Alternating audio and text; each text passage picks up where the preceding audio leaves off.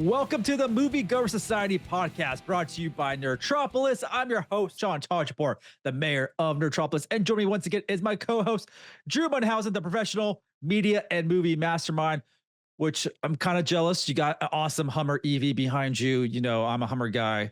That's my daily driver is a Hummer. So seeing you with that blacked out Hummer EV, pretty cool. But you're on a movie set, huh, Drew? I like that there's a photo of a man on a camera rig that's mounted to the top of a vehicle. But you, as the car guy, the first thing you notice is the Hummer, the type of Hummer, and you got to flex your car knowledge here. Yes, like I do that. And actually, I daily drive a gas-powered Hummer H2, not the Hummer EV, but I'm actually driving an EV right now for the next couple of weeks, courtesy of my good friends at Nissan. They have sent me this new Nissan Aria space shuttle looking car I'm driving for the next couple of weeks. And I'm going to dive into the tech of that actually, and just my experience with the EV for 2 weeks. I usually drive vehicles for a week, but I want to see how it is to kind of be behind the wheel of EV for more than 7 days. So I'm actually going to add that to the Nerdtropolis website. We're going to get into some techie stuff, some vehicle stuff on Nerdtropolis as well. So just stay tuned for that. A little different. Yeah, I know. It's not really film or TV related, but we're going to get nerdy with some vehicles and some tech, especially with the EV world. So excited for that opportunity. But in this podcast, we dive into the world of cinema, exploring everything from beloved classics to the latest blockbusters. And today on episode 41, we fall for The Fall Guy, starring the very charismatic and extremely too good-looking Ryan Gosling, who is right behind you, Drew. It seems like he is on that rig. Pretty dangerous. Would you say that post Barbie, Ryan Gosling is at the peak of his powers? Are we at peak Gosling now? I mean, I don't know. I don't think so. I think there's more to him. I don't think he is where he should be. I think he's still climbing the ladder for whatever reason. I think to your point, he did a lot of prestige stuff for a few years there.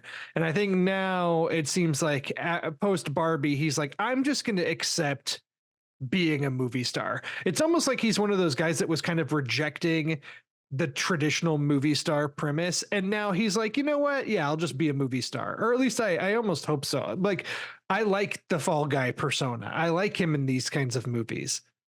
More of this, please. Well, let's not forget, this is young Hercules we're talking about. We're also talking about someone that was on an episode of Goosebumps and an episode of Are You Afraid of the Dark? So he has, you just go through his IMDb, has a lot of cool stuff. And to be honest, I think this is really late for him to really being the big star that he is. I always thought he was a big star, but really the films he has been in throughout his whole, career haven't been as big as they should be. And I think my favorite film of his is probably the Blade Runner film. But I love everything that is in. Every time I see him, I'm all in. Like, I have nothing bad to say about any of his performances. Anything he shows up in, I'm all in. And this is what The Fall Guy did for me.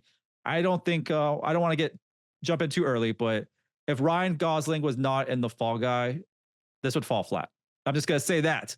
But Drew, before we get into all of that, I wanted to make sure you could connect with us online. You can find me on every single social media platform at Sean Taj, Nerdtropolis at Nerdtropolis. And don't forget to visit nerdtropolis.com for your daily dose of movie news, reviews, interviews, and trailers. I got some good stuff coming up. I'll be dropping a LeVar Burton interview tomorrow, I think so, as soon as I can get it up and running. So stay tuned for that, and make sure you check out all the interviews we have on there, all our Moviegoers Society podcast episodes as well. And Drew, where can they find you where you're not contributing to Nerdtropolis? And you just dropped a brand new movie review as well. I did. Yeah. You can find me at Drew Munhausen on all the different social media platforms, Logging Movies over at Letterboxd almost daily. And then, I did recently contribute a review to Nerdtropolis for The Idea of You, which is the new Anne Hathaway led, it's not even a rom-com. It's pretty much just a straight up romance drama on it's on Prime Video.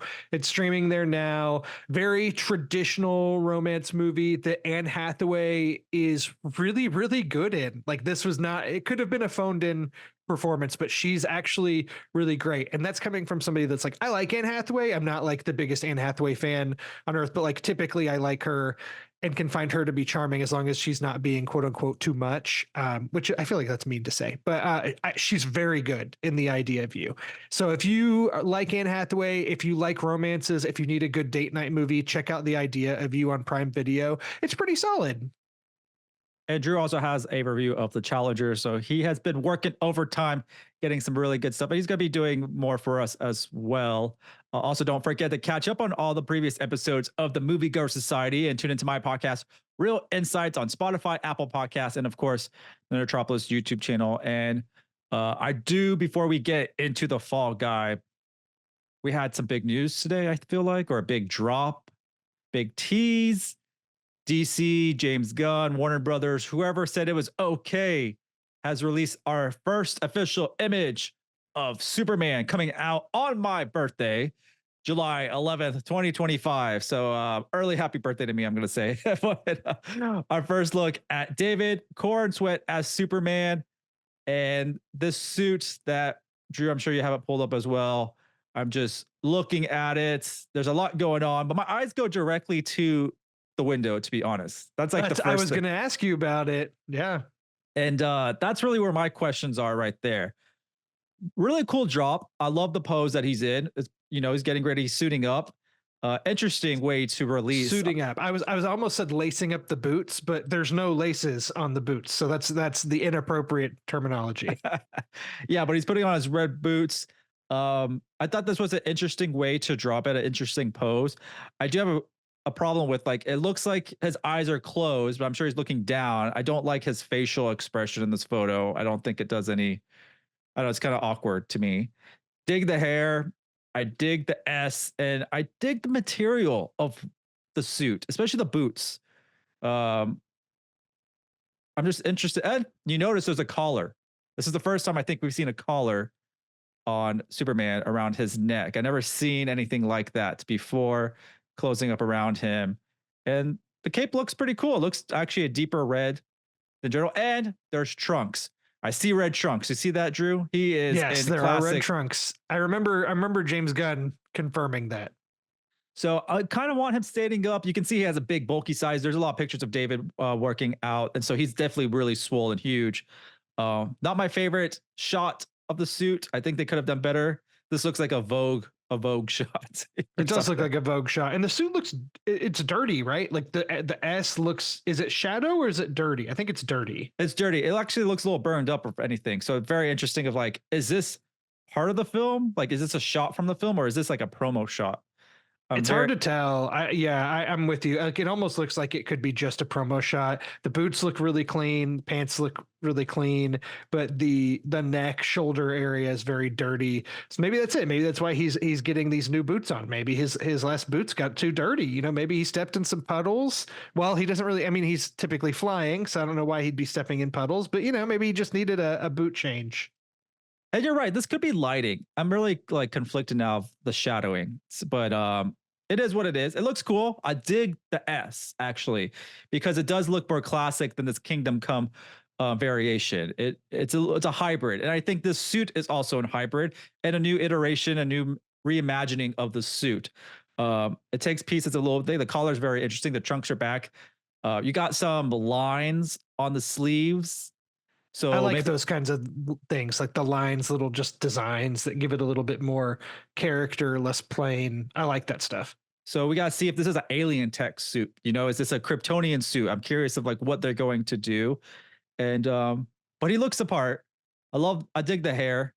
A little bit of Christopher Reeve vibe, but we can say that about anybody that plays Superman. There's always a little twinkle of Christopher Reeve in all our Supermans, it seems like. So I'm excited, though. Super excited. He also seems to be very deliberately taking his time in getting his boots on, when we can see behind him outside the Metropolis looks like it's in immediate danger, is currently under attack.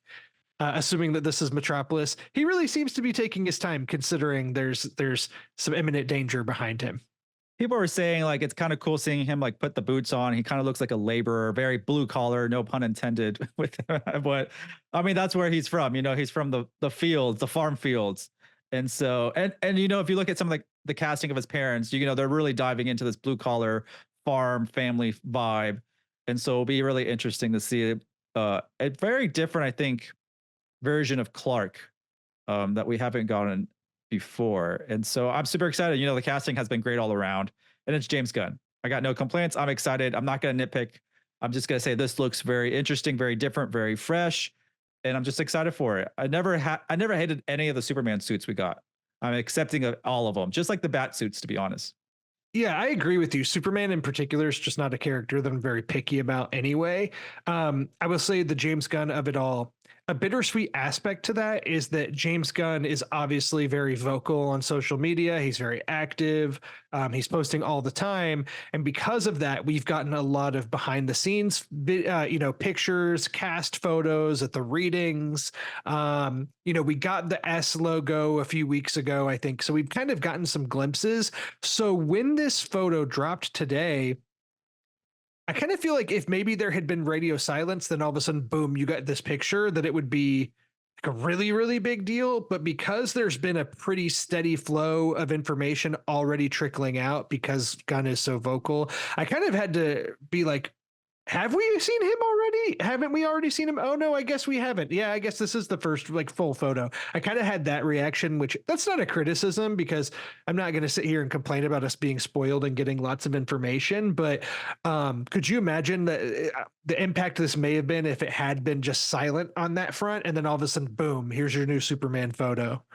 I'm totally with you. Would have been kind of neat. I wasn't shocked when I saw this drop. I was like, is this a little too late? Is this awkward timing? I just wasn't blown away when it dropped because there's been a lot. James Gunn just talks all the time online and telling us all this stuff and teasing things. And during CinemaCon, they've teased stuff. And I kind of wish we got a more surprise with this. I mean, I'm surprised that it dropped today, but I guess we're just also very spoiled with how many Supermans we get from live action to animated. My Adventures of Superman is really fun, and that just got renewed for a second season that's coming out this month. And so I'm just excited. And, but we have to wait. Oh, but it is 2025. So it is a year out. And I guess what they're doing is they're filming outside shots maybe, and they don't want it to leak out. So today is the day they want to show us before all the leaks come out, and very, very smart indeed. So there's more content coming for sure as they continue to film this. So this will be a great birthday film to watch next year for sure. We're gonna have a Superman party. It's gonna be here before we know it. I mean, it's kind of crazy that that's out in a year and 2 months because it just seemed so far away. But yeah, 2025, we're almost here. And I mean, really, what else is there to reveal here as far as characters go, right? Like we've already seen Nicholas Holt's bald head and he's playing Lex Luthor. Really, we just needed to see the Superman suit. So before you know it, I'm sure we'll have a trailer or a teaser in the next few months or so. Who knows? And then it'll be full steam ahead once we hit 2025. I'm honestly more excited for the soundtrack and the score. I think that's what I'm really excited for, and hopefully that gets teased in some aspect in the teaser, some type of logo reveal or the S. I feel like the teaser will be Clark Kent coming somewhere and him just opening up a shirt, and bam, July 11th, 2025. That's really what I want. I want to hear what type of score they're going to do too, and maybe James Gunn's going to find like a really cool song to do instead of like a traditional score until the movie comes out. Maybe he teases us with some type of song like he likes to do. But super excited. That will be a big, big movie we talk about. But now I think it's time to see what the Fall Guy is all about. I know my parents for sure, were Lee Major fans, and with all the shows he came out with. And so this is I don't know if it's not a remake. It's inspired by the 1980s TV show. Offers a little blend of nostalgia there, but it's about a down and out stuntman who must find their missing star, who is, I don't know, it's played by I had Aaron Taylor Johnson, the triple name, Aaron Taylor Johnson, who is going to be Craven. And so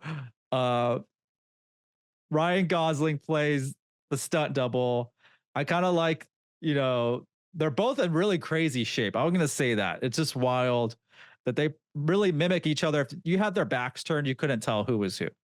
They're both built crazily. But yeah, this film follows Ryan Gosling's character really trying to find where is the missing star, and the star is part of his ex-girlfriend's blockbuster film, which I will say is obviously a ripoff of Dune, which was great.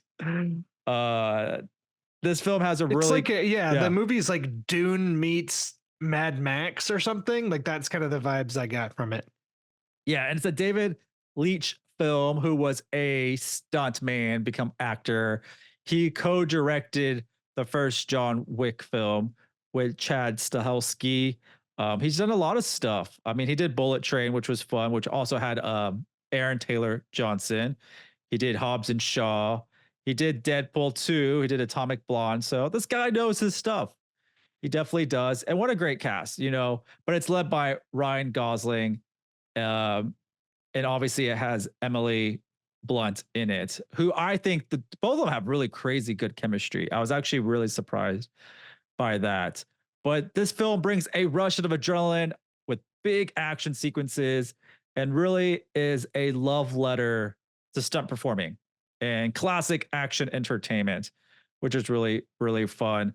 And I thought this film really surprised me. There's a lot of promos, from South by Southwest where they did crazy stunts. I mean, stunts are so important to this film, but it's really a romance comedy to me, which is not a bad thing at all. There's tons of action in it, but the Ryan Gosling, Emily Blunt romance in this is where it's all about. But what do you think about Ryan Gosling taking on as the lead stuntman, the lead star in a film, which he has done before, taking the lead, but he does really good. He's really good in this film.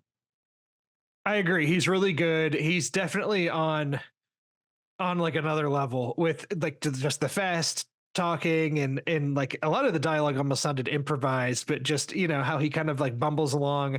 I really liked that. But you did mention this is kind of like a romance comedy, parts of it too, and I feel like a lot of that is very front loaded in the movie. And so when I first sat down to watch it, to be fully transparent, I was kind of struggling to get into it at first. I thought it opened really strong, and then there was kind of a lull where I was like, man, for a movie that was supposed to be really all about action, there's a lot of talking in this movie. And so you felt the same. Okay, I'm so happy you said that, because what you just said is exactly how I felt. Started off strong and then went on this weird tangent, and it was just, do you remember the film Get Shorty? Yes. Very dialogue driven. I mean, it's not the same movie, but I'm saying very dialogue driven. You have to pay attention. And there's a little romance in that too. And it's about making a film and about other stuff, but it drags. But the payoff is worthy. And that's how I felt about this film is when it's good, it's really good. And then when it slows down, you're checking your time to see, is this an over 2 hour movie? Which I think it's just like 2 hours and 5 minutes. Mm-hmm. But I honestly felt like I was in there for 2.5. And I didn't obviously have any trailers or anything like that. Like, I just felt like this movie did drag on when there was a lot of dialogue, which are clever, smart, witty, makes sense. But I think they tried a little too hard with that. I agree. And this is kind of a thing for me with David Leitch movies in general, because if you look at the movies that you listed, like I'm kind of mixed on some. Like I love the first John Wick. I thought Atomic Blonde was okay. I like Deadpool 2. I do think it has some really good moments. I think that there are fans that absolutely love it, and that's great. I like it just fine.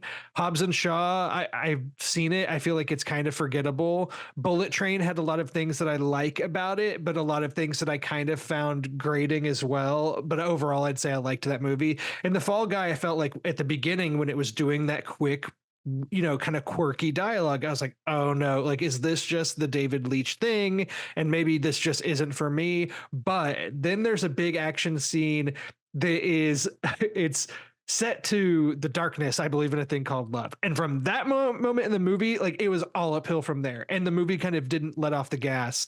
And so I did end up having a really fun time with this movie. It's just, if you feel like if you're like me, and at the beginning you're like, oh, I don't know if this is for me, it's really not busting out the gate as I thought it would, just stick with it. It does get, it picks up and it's really good. The action scenes are really great. At the beginning, actually, where we talked about really liking the intro, that kind of sets up the plot. All I'll say is there's a part where Ryan Gosling is being suspended very, very high up in a building, and the camera follows him as he kind of leans back, preparing for the fall, and it made my feet tingle. And I was like, okay, this is good. I want all of this kind of stuff. So, yeah, sorry, I know that's a long-winded way to say I really did like it, but it just took me a little bit to get there.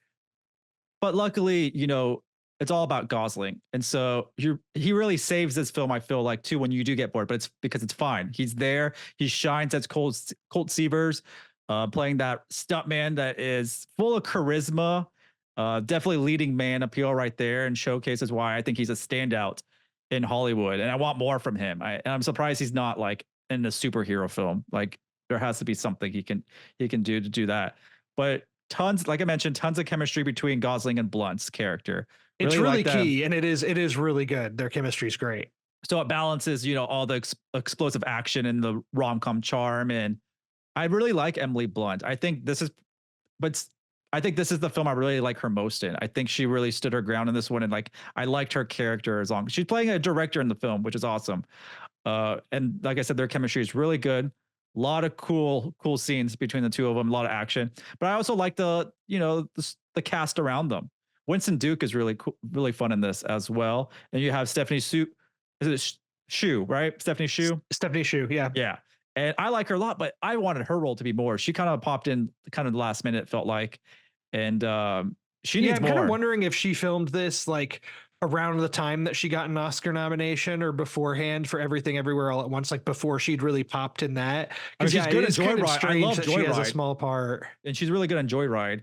And maybe she's just getting started. But the Stephanie Shu train should be starting right now. Really good. Winston Duke was really good. Kind of unrecognizable at times. Yeah, and he's somebody that I really like too, and who really popped obviously in Black Panther, and he's in the Avengers movies after that, and then he was in Us, the Jordan Peele film, and I was like, man, okay, Winston Duke is going to be a big star. And then really since Us, he hasn't had like a really great leading role that I've seen. It's just, the last movie he was in was Black Panther Wakanda Forever. And so I was happy to see him in this, and he is good. He's memorable. If his part could have been even bigger as far as I'm concerned. Obviously we got Aaron Taylor Johnson, and I just kept watching this movie also for Aaron Taylor Johnson to be like, will he pull it off as Craven? Is he a really good actor? He's been in a lot of stuff, and I'm still on the fence about him. He's been in Kick-Ass. He's a really good actor. But in my head, I'm like, is he the future big movie star that hasn't hit it yet? Because he's been in a lot of stuff. Do you believe the Bond talk? Because everything's pointing to that he's James Bond. And I think it's been everything but confirmed. But all signs are kind of pointing to he's the most likely candidate to take the James Bond mantle. I believe it. I can see it. And that's why I kind of was watching him in this movie is, can he do it? Can he be Bond? And I can see it. I mean, he's got the looks. He's in the shape. I mean, he's got the acting chops. So he can do it. He's going to be in 28 Years Later, which is awesome. He's going to be in Nosferatu, and obviously Craven the Hunter, which gets pushed to December, which I wasn't sure why they did that. Craven was supposed to come out, I think, late August or so. And they said the reason they pushed it to December is because they have faith in the movie. And it's hard for me to take that. But yeah. But he's in the Kingsman. He's some really good stuff. It's just taking him some time to really be a household name, I think. Even though he was in the MCU, he was in Godzilla. A lot of people know the name, but he started really young. He had a baby face. Now he's a man. And you'll see how manly he is when he's in Craven the Hunter as well. But he's really good in this. I really like, his scenes in this and his role in this, and not going to get any spoilers. But I actually really liked him in this. Yeah, he's third build, and then he's kind of gone for a big portion of the movie, but his aura is present the entire time because he's very key to the plot. I'm with you on Aaron Taylor Johnson. Like, I like the Kick-Ass movies. I think he's good in those. He's fine as Quicksilver, in a short-lived role. I like it when he's doing weird stuff or being, like Bullet Train. He's really good, actually. I forgot. And Bullet Train, I actually liked his character in that. I think that's one of the highlights of Bullet Train, was his character. And he's got a smaller role, but memorable in Tenet. He's very creepy, weird, and nocturnal animals. You can just tell he likes character roles, like playing weird parts. So I can actually see why Craven would appeal to him. I don't necessarily have a lot of faith in that movie. He's also in the upcoming Nosferatu movie that Robert Eggers is doing with Bill Skarsgård, and that I'm really, really excited for. So I don't know. I do think that if he gets Bond, I mean, that will push him over. And I just hope that he doesn't get stuck in Bond land. You know, like Daniel Craig got to kind of branch out and start doing other parts and doing character roles and such too. So it just depends on how you play your cards. But yeah, Aaron Taylor Johnson will be pretty well known going into Bond should he be cast. Yeah, he's a great talent. He's been around a long time, and he knows how to act. Like, he's really good in anything he does. Big names in this film, but the box office did not reflect that. I don't know what to say about that. Domestically opened up with 28.5 million, worldwide total of 65. I'm not sure. People will have their reasoning why it's like that. I just think there's a lot of movies that are coming out. A lot of things are dropping onto streaming or digital or on demand really quick, just like Abigail just came out. And I think starting today, tomorrow, you can buy or rent on digital. So what do you think? I don't know what's the issue with it. There's a lot of box office pundits that have already started to dive into this that are way more knowledgeable than I am. I don't know. I mean, could it be that this has been a buzzy movie since South by Southwest, and that's been a couple months, and people are just tired of hearing about it, and now it's here and they didn't go see it? I don't know. The big comparison is that this is typically a Marvel weekend. Like, usually the first weekend of May, kicking off the summer season is a Marvel movie. Last year we had Guardians of the Galaxy Volume 3 in the slot, and it opened, of course, to much, much higher than The Fall Guy has. The Fall Guy it's not an original action movie necessarily because it is based off of a TV show, but it's mostly original. I don't know. I mean, I thought that the marketing and trailers for this movie were good. I feel like it had good buzz out of the festival. I don't know why people didn't show up to the theater, and everything points to Apes doing pretty well next weekend. So I don't know. I mean, Gosling's got all the goodwill after Barbie. I don't think it's a Gosling problem. I don't know the answer here. It's almost demoralizing. I think everyone's saved their money to go watch the Spider-Man movies that have been releasing the last few weeks, which surprisingly did pretty well.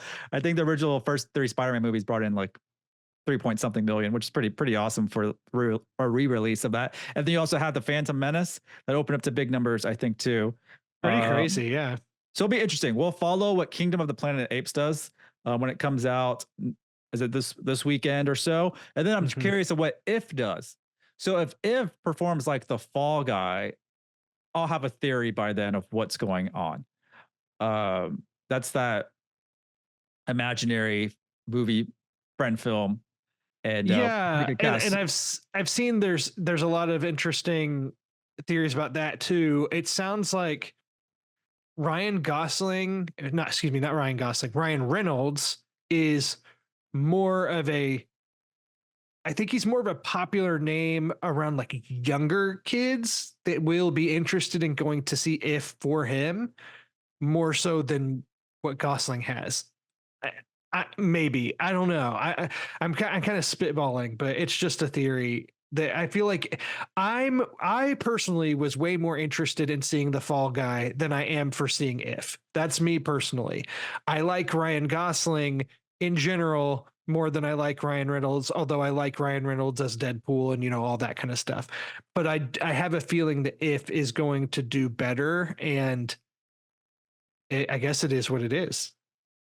The funny thing is, I used to watch Ryan Reynolds before he was like a big deal. What was that TV show called? Two guys, a girl, and a pizza place. It was a TV show. Never seen it. Never seen it. I think that's on TGIF, if I'm not mistaken. I believe that's the first time I saw Ryan Reynolds, and I like some of his movies. 98 to 2001, and that's when I was first introduced to Ryan Reynolds. I'm surprised you have not seen that. that's most people's like first introduction to Reynolds in 1998. And yeah, I used to watch that. I liked his movies and stuff like that. But now I have a recent, like if he pops up, if it's not Deadpool, I'm really disinterested for whatever reason, because all I can see him as is Deadpool. And he has If coming out. Will be interesting to see how that does. Then he has Deadpool and Wolverine. And also he's been producing a lot of stuff with this, what I think is it called Maximum Effort Productions that he is a part of. And so that'll be interesting. But we'll be following the box office as we're in May, which came by so quick. I'm surprised.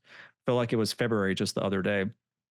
And we'll follow suit with that. There's also another film that's coming out, The Last Stop in Yuma County. Is it County? Oh, yeah. I saw that at Fantastic Fest. Great movie. I screened that too. And I believe, this sounds horrible, I believe I did an interview for it. I'll go check because I was holding off until it got a wider release. But that's actually a really good film. I did interview the director of that film. I have to go back to my hard drive for my projects and start working on that because that gets released. And that's a really good film too. I believe I have a review of that on nerdtropolis.com, which is a little backdated probably, but I'm excited that comes out. And I think he is attached to something. It's the Evil Dead. He's doing an Evil Dead movie. That is right. So it was just announced like a week or two ago. So high hopes for the director of that film, which I'm forgetting her name because that just that movie just popped up as I'm looking at Box Office Mojo. He's in the movie. He plays. Oh no, he's not. Never mind. I take it back. It's a really good I was film. thinking the director starred in it as well, but I'm wrong. But it is getting a limited release. The Last Stop in Yuma County, and it is directed by Francis Galuppi. Yes, I spoke to him. He was awesome. So now I recall I need to drop that soon because I did not know it was getting a release finally, at least a limited one. Really, really good. But Drew, The Fall Guy, I thought it's really fun action. If you like action films, you like kind of seeing a behind the scenes look into that world in a very funny way. Check it out. Ryan Gosling fans, check it out. Emily Blunt fans, check it out. It's really good. I just think the pacing was really problematic with this film.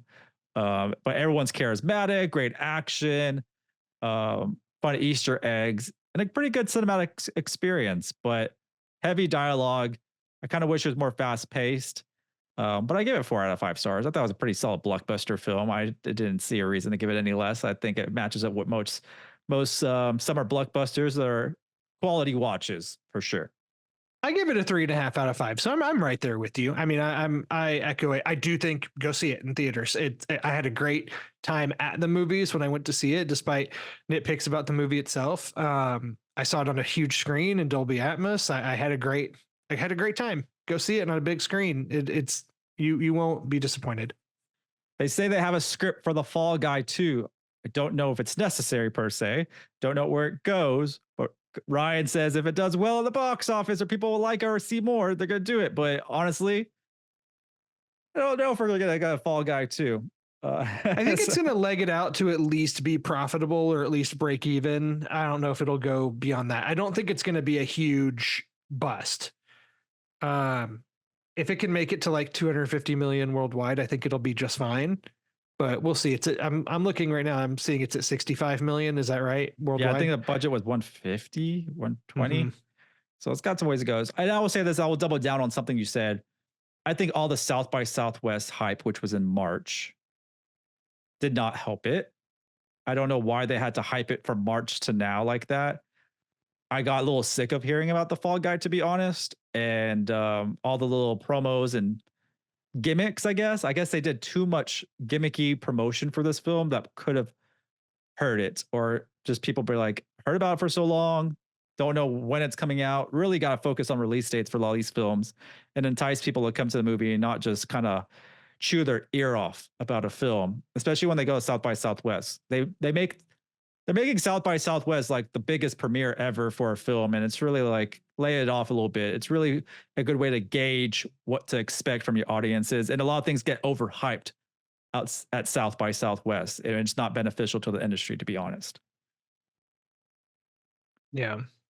Any final thoughts, Drew? What do you got? No, anything really. You're looking forward to as we go forward? Because May has a lot of good movies, and then we get into the summertime.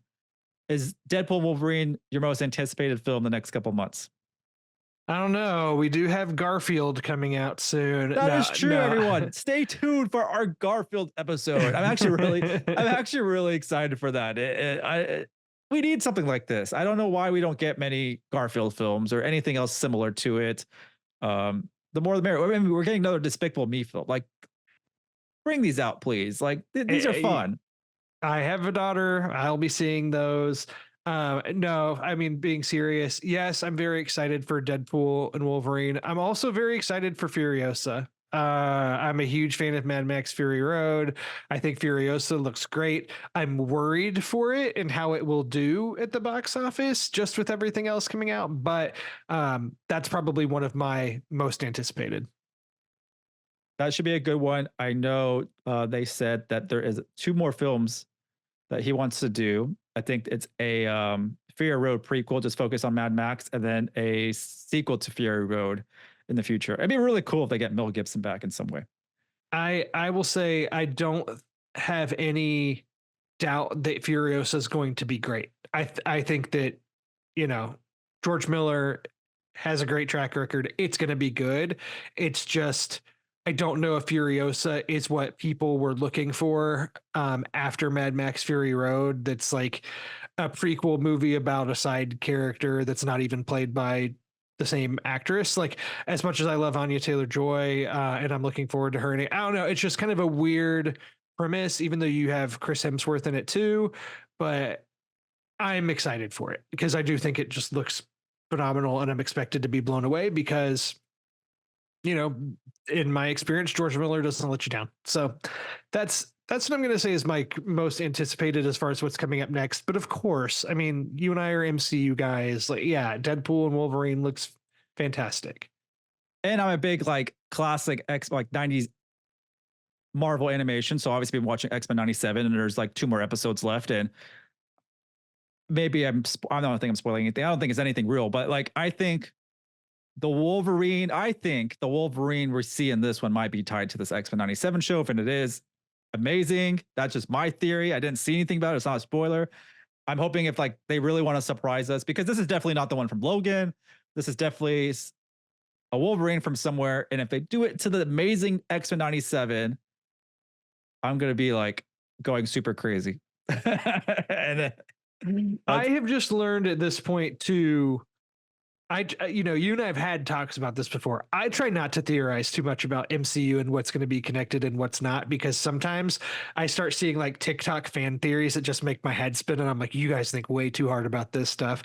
Now, granted, if something like that happens that makes you happy, I root for it. I think, you know, that'd be great. But at this point in my MCU fandom and comic book fandom, I just want to sit down and let the movie happen to me. So that's a good way to not get disappointed. That's for sure. That is one way to do that. I'm with you. But for all of you tuning in, don't forget to subscribe to our YouTube channel. Share all the Nerdtropolis content you find, you know, on all the social media, all our podcast platforms. I mean, we have a lot coming your way, so we're super excited to continue this journey. But once again, Drew, where can they find you? You can find me at Drew Munhausen on all the different social media platforms, weekly here on the Nerdtropolis Moviegoers Society. What is this? You said it was our 41st episode, right? We're almost on the road to 50. We're on the road to 50. So we're super excited. But thanks again for joining us for another episode of the Moviegoers Society. Once again, I'm Tajipour, the mayor of Nerdtropolis, and we will see you at the movies.